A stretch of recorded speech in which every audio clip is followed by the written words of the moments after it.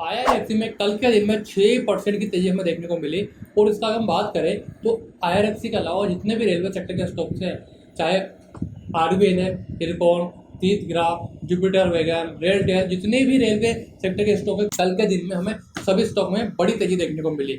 इसका सबसे बड़ा मेन रीजन क्या था वो मैं आपको बताता हूँ। देखिए, कल लेटेस्ट न्यूज़ निकल के आती है कि आईआरएफसी को गवर्नमेंट ने एनओडी दी है 10,000 करोड़ की डीप डिस्काउंट बॉन्ड इशू करने के लिए। यानी कि इसका मतलब आपको मैं समझाऊं, सिंपली मतलब ये होता है इसका कि 10,000 करोड़ रुपए के बॉन्ड आईआरएफसी रिलीज करेगी मार्केट के अंदर, जिसकी वजह से लिक्विडिटी बढ़ेगी, पैसा आएगा, और पैसा आएगा तो रेलवे सेक्टर के अंदर कामकाज की स्पीड बहुत तेजी से बढ़ने लगेगी। अब आपको ये समझना है डिटेल में कि एनओडी और ये डीप डिस्काउंट बॉन्ड क्या होते हैं, तो मैं आपको समझाता हूँ। देखिए, इसका हिंदी में बताता हूँ आपको। भारतीय रेलवे वित्त निगम आईआरएफसी सरकार ने 10,000 करोड़ रुपए की राशि जुटाने की अनुमति दे दी है।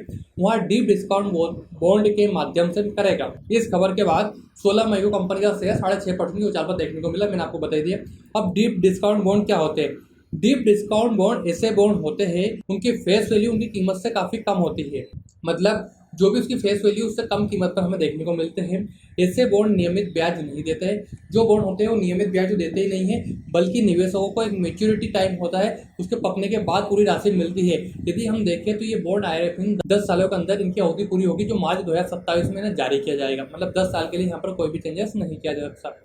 अब हम बात करें तो जो 10,000 करोड़ रुपए मार्केट में आएंगे, जिसकी वजह से मार्केट में पूरा का पूरा इम्पैक्ट देखने को मिलेगा और रेलवे सेक्टर में काफ़ी बड़ी तेजी हमें देखने को मिलेगी।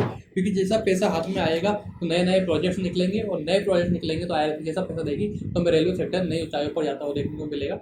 बाकी रेलवे सेक्टर की जितनी भी कंपनी से हमने देखा है पिछले 2024 के अंदर, जब मोदी जी ने बोला था उसके बाद सभी में तेजी देखने को मिली थी। तो जहाँ तक है, नए ऑर्डर जब तक मिलते रहेंगे इनको, तेजी इनके अंदर बनी रहेगी। यदि आप फिर सोचते हैं कि आईआरएफसी वापस 200 पहुंच जाए, आरबीएल 650 पार कर दे और तीर्थग्राफ 1400-1500, तो उसके लिए न्यूज़ आती रहनी जरूरी है। देखिए, एक्विजिशन होना और काम कंप्लीट होने दोनों बहुत टाइम है। ऑर्डर आज मिला, लेकिन काम कंप्लीट कब होगा? 2 साल, 3 साल, 5 साल, 7 साल लगेंगे। और जिसका असर हमें बैलेंस शीट पर कब दिखेगा? काम कंप्लीट होने के बाद। तो आप बैलेंस शीट को यहाँ पर पूरा तरीके से नहीं देख सकते। आप जो रेलवे सेक्टर के स्टॉक है वो पूरा बेसिकली न्यूज़ बेसिस पे ही चलते हैं। आप जब भी न्यूज़ आएगी आप देखेंगे इनके अंदर एक तेजी बनी हुई देखने को मिलेगी हमें। अब देखिए, ये सब ठीक है, हम बात करते हैं इसके बाद आईआरएफसी के टेक्निकल की, कि टेक्निकल क्या कुछ कह रहा है आईआरएफसी का, क्या हमारे लिए नए टेक्निकल निकल के आ रहे हैं। टेक्निकल की शुरुआत करते हैं उससे पहले फटाफट वीडियो को लाइक ठोक दो, चैनल सब्सक्राइब कर लो, और कमेंट जरूर बताइए आईआरएफसी का शेयर तुम्हारे पास है कि नहीं है तो किस भाव से बाई कर रखा है। क्योंकि मैं ऐसा टेक्निकल बताने वाला हूँ जो आपको बहुत काम का है। आपको पूरी चीज़ें समझ में जाएगी कि स्टॉक कहाँ तक जाने वाला है। तो चलिए, चार्ट ओपन हो चुका है। अब फटाफट से हम आईआरएफसी का चीट फाड़ एनालिसिस कर लेते हैं। हम अभी आईआरएफसी के चार्ट को वीकली टाइम फ्रेम के ऊपर यहाँ पर एनालिसिस करने का पूरा ट्राई कर रहे हैं।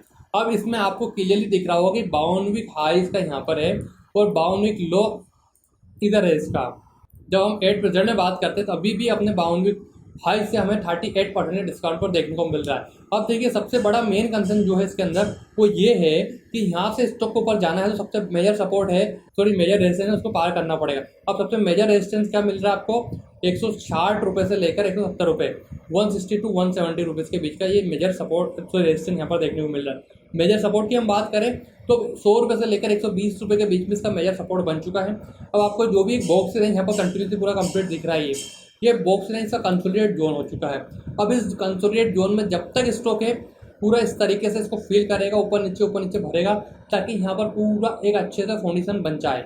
क्योंकि अब यहाँ पर देखेंगे तो एक छोटा सा मामूली सा वॉल्यूम इसके अंदर है।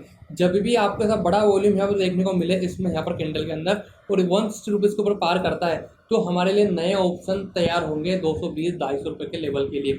बाकी जब तक इस लेवल के बीच में ही, बॉक्स रेंज के बीच में, हमारे लिए नीचे ही बना रहेगा।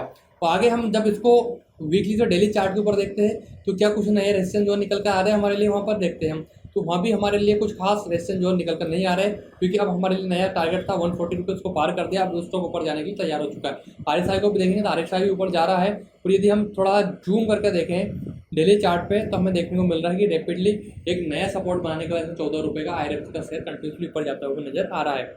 इसके बाद हम देखते हैं कि टेक्निकल के साथ अब आईआरएफसी के फंडामेंटल में कुछ चेंजेस हुए हैं। ये कंपनी कहाँ तक क्या कुछ करने वाले के लिए। देखिए, कंपनी की बात करते हैं हम तो लगभग 1,81,000 करोड़ की हो चुकी है इंडस्ट्रीज पी से अभी अपने आसपास ट्रेड करता है 27 के आसपास, इसका पी सस्टेन हो रहा है। आरओसी आप देख सकते हैं। इसका आगे हम बात करते हैं ईबीटा 21 है। अब सबसे इंपॉर्टेंट बात यहाँ पर है इसका क्वार्टर क्वार्टर रिजल्ट हम देखते हैं इस बार सेल्स की, तो हमें मार्च टू मार्च देखने में ज़्यादा बढ़ोतरी नहीं देखने को मिल रही, केवल 3% की ग्रोथ यहाँ पर देखने को मिली है। यही इस मार्च क्वार्टर में देखेंगे तो 6,400 करोड़ रुपये थी, उसके पुराने मार्च क्वार्टर में लगभग 6,100 करोड़ रुपये थी, उसके पुराने मार्च क्वार्टर में लगभग 5,900 करोड़ रुपये थी। आप मार्च और मार्च क्वार्टर में देख रहे हैं तो काफ़ी यहाँ पर एक सस्टेनेबल ग्रोथ हमें देखने को मिल रही है।